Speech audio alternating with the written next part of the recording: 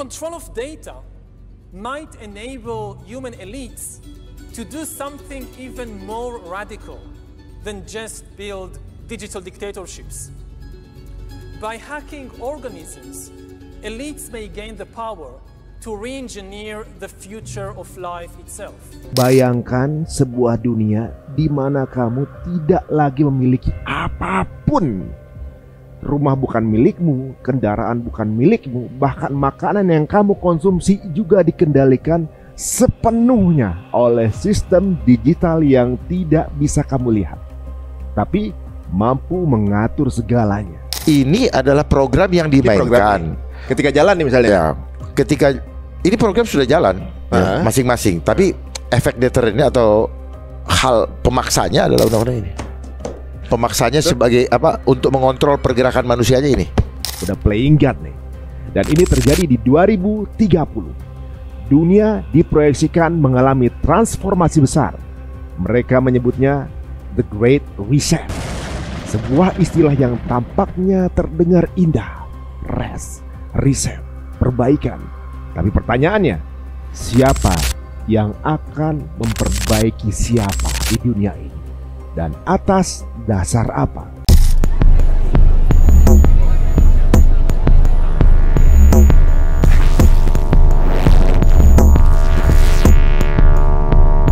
Gagasan The Great Reset pertama kali diperkenalkan secara resmi oleh World Economic Forum, sebuah organisasi global yang terdiri dari pemimpin politik, pebisnis multinasional, hingga tokoh teknologi dunia.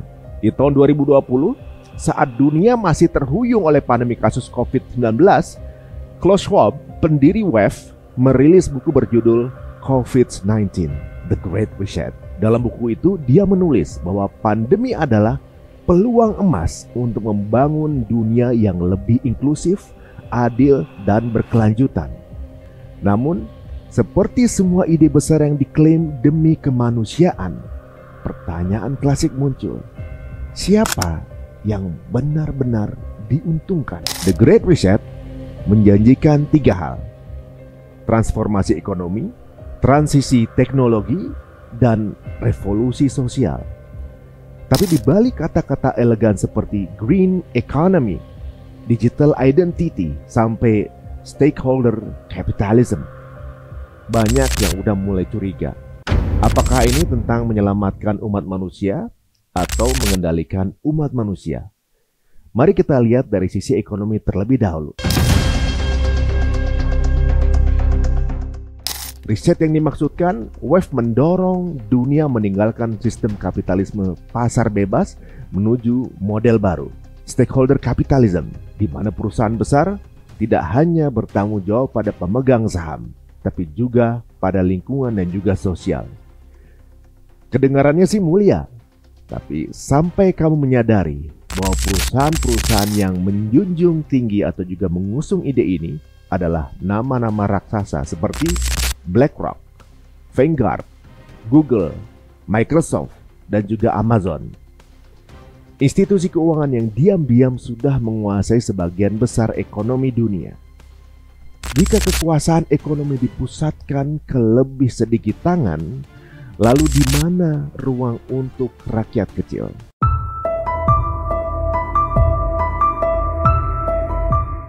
Kedua, transformasi teknologi. Dalam sebuah rencana besar ini, semua akan serba digital. Uang tunai akan digantikan oleh Central Bank Digital Currency atau CBDC, mata uang digital yang dikontrol langsung oleh pemerintah atau otoritas keuangan. Kesehatan akan bergantung pada digital health passport. Identitas pribadi akan terintegrasi dalam digital ID global. Dan konsumsi manusia akan dianalisis lewat big data dan juga algoritma. Kebebasan perlahan akan diganti oleh kenyamanan.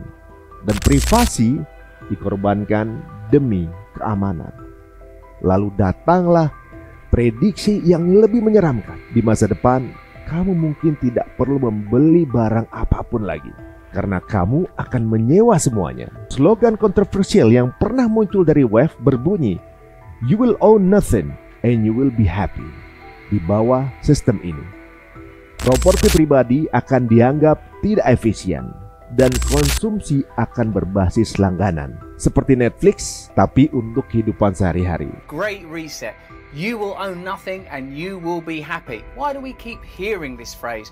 What is going on at this Davos? Why are these billionaires getting together? Kita sekarang masuk ke bagian ketiga, transformasi sosial. Disinilah The Great Reset mulai terasa seperti agenda sosial berskala global. Gagasan seperti kesetaraan global, inclusivity, hingga diversity menjadi payung narasi yang didorong besar-besaran. Namun sebagian pihak percaya bahwa ini bukan hanya tentang menciptakan dunia yang setara, melainkan menghapus identitas budaya, nasionalisme, bahkan nilai-nilai agama secara perlahan. Dunia dipaksa menuju homogenisasi sosial, di mana semuanya harus berpikir sama, hidup sama, dan taat pada sistem yang sama. Apakah kamu sekarang mulai terasa ini terdengar seperti distopia? Yes, tentu aja. Semua ini masih bisa dibilang teori, tapi mari kita bicara realita. Pandemi membuktikan bahwa dunia bisa dikunci hanya dengan satu keputusan global, yaitu lockdown serempak, protokol identik. Sistem perlacakan digital diberlakukan di hampir semua negara. Apakah itu latihan atau hanya kebetulan? Lalu lihat bagaimana teknologi semakin terintegrasi dalam tubuh manusia. Dari chip implan, Neuralink, hingga pengawasan biometrik. Batas antara manusia dan mesin semakin kabur. Dan di tengah semua ini muncul ancaman baru, kecerdasan buatan yang tak hanya membantu manusia tapi berpotensi menggantikannya.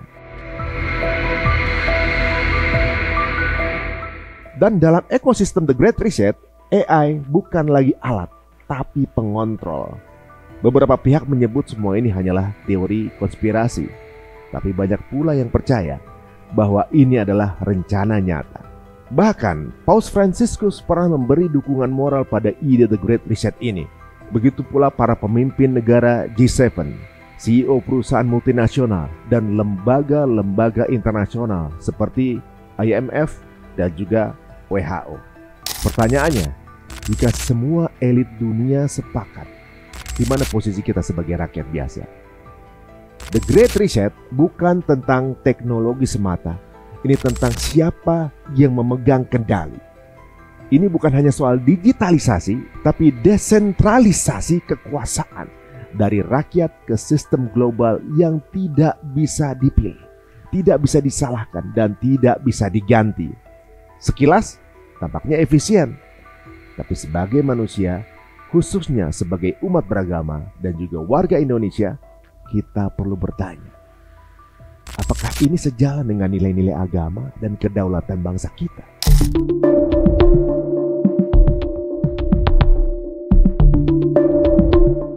Kita harus sadar bahwa The Great Reset bukan hanya tentang perubahan sistem, tapi juga tentang perubahan cara berpikir. Mereka ingin kita merasa nyaman hidup tanpa kepemilikan. Mereka ingin kita menerima bahwa semua hal bisa dikontrol oleh satu sistem global demi efisiensi dan stabilitas.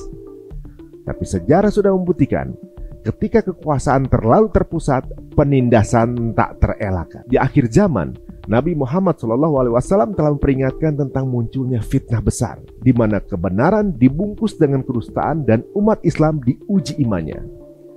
The Great Reset bisa jadi bagian dari proses menuju zaman itu. Sebuah masa di mana sistem global memaksa manusia hidup sesuai standar yang mereka tetapkan, bukan syariat yang kita yakini. Pertanyaannya sekarang, apakah kita akan diam aja atau bersiap? Apakah kita akan pasrah menjadi objek perubahan atau menjadi subjek yang membangun alternatifnya sendiri? Kita masih punya waktu. Masih ada ruang untuk membangun sistem ekonomi berbasis syariah, pendidikan berbasis nilai, dan teknologi yang membebaskan, bukan memperbudak. Kuncinya adalah kesadaran. Dan kesadaran harus dimulai dari pertanyaan paling sederhana. Apa sebenarnya yang sedang terjadi? Dan siapa yang diuntungkan? 2030 hanya tinggal hitungan tahun. riset sedang dalam proses berjalan. Tapi kitalah yang harus memutuskan mau jadi bagian dari sistem mereka atau membangun sistem yang sesuai dengan fitrah kita. Masya Allah guys, jika dirasa ini menarik, silahkan lanjut diskusi di kolom komen. Atau di lain kesempatan kita akan bahas bersama narasumber di Untung Mau Tahu. Sampai ketemu lagi di Beruntung berikutnya. Assalamualaikum warahmatullahi wabarakatuh.